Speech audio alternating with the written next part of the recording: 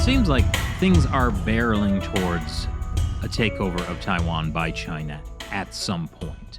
They'll maybe make these little incursions on these islands, and there won't be really a response, and it'll put pressure on a future Taiwan response, and then will be the same thing as with Russia and Ukraine.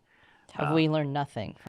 Well, yeah. So what can be done to actually stop this? Because in many ways, it feels like a derailed freight train barreling. It's still on the rails. It's not derailed, but it's going really fast and can't be stopped. Okay, so you want me to start with Taiwan or the U.S., or what do you want me to start with? Hey, this is your show. Okay. Take your pick. Let's start with Taiwan, okay? I believe that they need to be prepared, and they need to take actions on the military front to reinforce the islands, as I mentioned before. They also need to be prepared to deal with an economic trauma to their economy if this happens and China decides to cut them off, or some kind of a strong economic embargo occurs against Taiwan. But Taiwan can provide, let's say, they can provide intelligence to not only to themselves but also to allied forces to let them know where things are, and if those allies decide to strike or prevent those forces from getting close to those islands or doing something like invading Taiwan, that would be useful. As you know, legally in the international arena, Taiwan is kind of a outcast, and perhaps something like this could be used as a means to make or persuade other countries to change their one China policy. If a lot of countries change their one China policy to one China, one Taiwan, for example, then China will have difficulty dealing with that. If a lot of countries do that, they won't be able to boycott all these countries because there's too many, and it will definitely affect the economy, as Chris was arguing. So and also they need to prepare if all these things don't change the Chinese Communist Party from telling the PLA to do an action, they need to prepare unfortunately, for war or something like it. Now, on the other side, on the U.S. side, we could do actions to also send messages to deter China. We could, for example, send a lot of fighter aircraft to bases in northern Philippines or in southern Japan. We could make sure those carriers get up here in time. We could even deploy some Navy ships like an Aegis destroyer to provide missile defense. I mean, that ship is basically a defensive ship. We could have other allies and friends show up with their military hardware, but that's the military side. We can also send messages to China warning them that if they try to do something, we'll respond, strongly, and we can also coordinate with other allies, both in the region and perhaps in Europe, to be prepared to make China pay for any kind of action that we think is inappropriate. So those are some of the things that can be done. I mean, obviously, political warfare should be used. Strategic communications. We should have a plan to deal with all this. I don't know if we do. I don't know if we have a plan to do this. I mean, on the PLA side, what they're going to do is they're going to try to prevent the ROC military, the Air Force and the Navy, from providing assistance to these islands if they're during a conflict, and they're going to protect their forces, and they're going to also try to prevent Taiwan's allies from interfering. I mean, that's the bottom line. And considering the scenario we're currently under and the excuse they're going to use for doing something, Vice President Lai going to the U.S., I don't know. I hope, like I said, I hope this doesn't happen, but it might happen in the future, though. It might happen at a later date.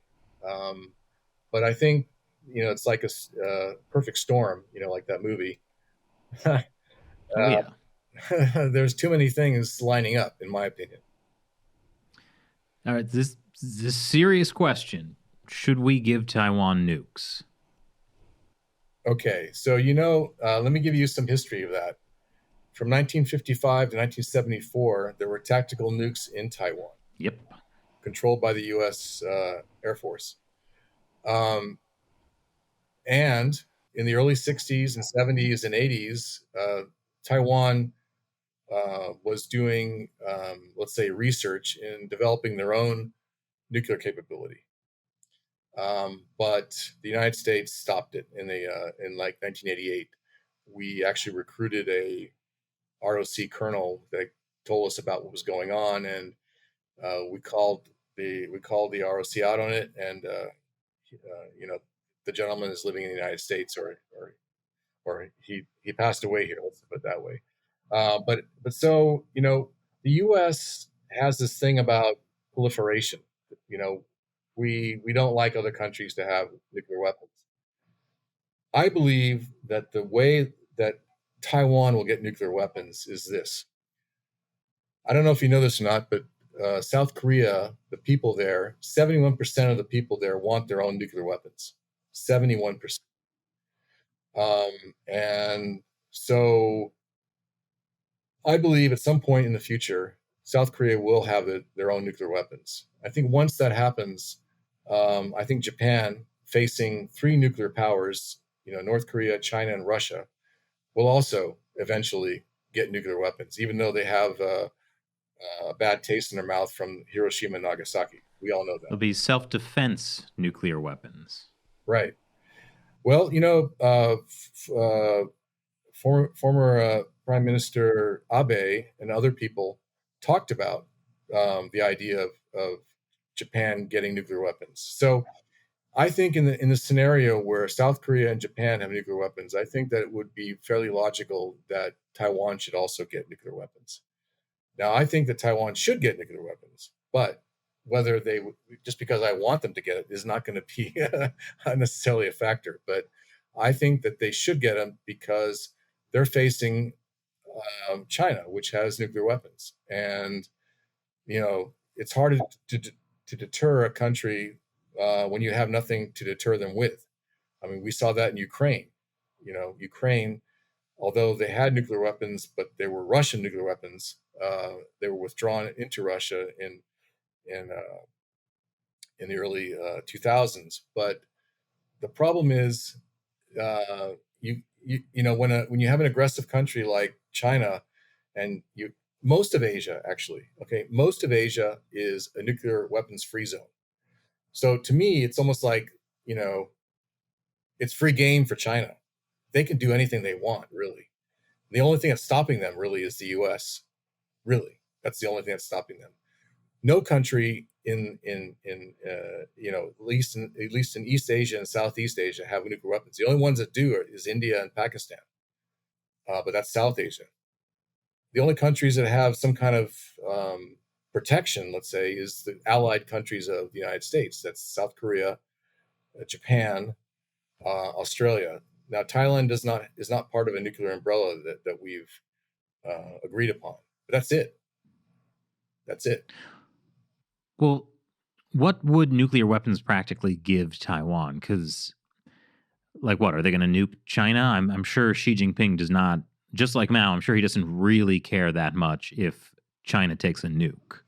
Okay, so again, according to, if you look at the the annual report published by the Department of Defense, they list the different reasons why China would invade Taiwan.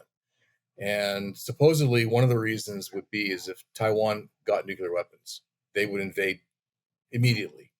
Just like if Taiwan declared independence, that's a cause belli, for China to invade. You're right. They probably don't care about people. They definitely don't care about people, considering the Cultural Revolution, and all the other history of the COVID and all that stuff. But they don't want a country to threaten them, especially Taiwan, and especially Taiwan because they believe that Taiwan's supposed to be part of their country. So if Taiwan got nuclear weapons, they would have to be protected from an invasion by China. That would be something that would have to be very carefully orchestrated.